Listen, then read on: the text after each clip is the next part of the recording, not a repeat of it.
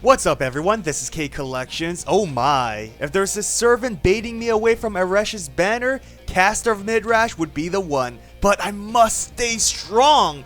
I'll go over her stats, skills, give some CE and team recommendations to see if we should summon her. Her attack stats are the same as Helena and Nursery Rhyme. HP stats upon release is the 4th highest, just above Caster Gilgamesh. Her NP gains are phenomenal, having above average NP gaining multipliers. With an Arts Quick Arts Brave chain, she can charge roughly 40%, usually a bit more, and she's not just reliant on Brave chains to charge NP. By using her arts, she will gain 7 to 15% NP per attack, depending on placement, 10 to 18% if you give NP first card bonus. Star gens are on the low side however. Her skills are pretty simple, but keep in mind, simple doesn't mean bad. It's actually the opposite, they're great. Charisma is always helpful, who doesn't appreciate a team-wide attack boost? Spirit's Eye allows her to pierce invincibility, which goes well with her offensive playstyle. You'll typically use this skill for that reason, because Caster has low star gather rates with no way to increase it. The crit buff is more so a bonus. Her third skill is where she really shines. The skill synergizes well with her own command cards, but this also works as a great support skill to other Arts Buster focused servants like Xuanzang, Emiya, Abigail for example. What's also great is that it generates 10 stars upon activation, providing slight crit support to other servants if not herself. The skill helps Caster deal more damage and charges NP even faster. Max out this skill first, then Charisma, then Spirit's Eye. Her Noble Phantasm is a single target which debuffs the enemy's attack, defense, and reduces healing amount. Sounds boring, but the real strength is her NP spamming potential. If you perform an NP Arts Brave chain with her, you can expect around 50% NP charge, even more if you use her third skill. Now imagine constantly debuffing the enemy. More damage, less damage taken, and Caster isn't a lightweight hitter either.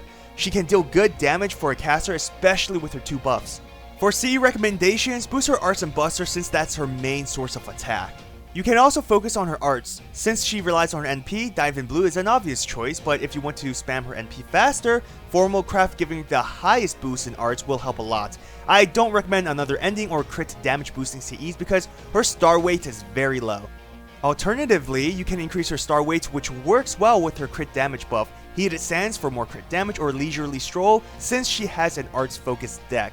Now, if you equip either one of these CEs, her star weight will become 255, a bit higher than Rider class servants. Caster Gilgamesh would be one of the best servants to use with Caster of Midrash. Obviously, they're both casters, great against assassins. He can also provide large amount of stars for your team, and his star gem buff will allow her to create a decent amount of stars from attacks since she has high hit counts. Both has charisma, and both can increase arts performance. With Tamamo, you'll be able to spam NP like crazy. Arts chains NP charging from her own NP, skill cooldown reduction which allows you to use arts buff more often, which translates to more NP gaining. Her healing is also necessary because Midrash lacks any survivability skills aside from the attack down.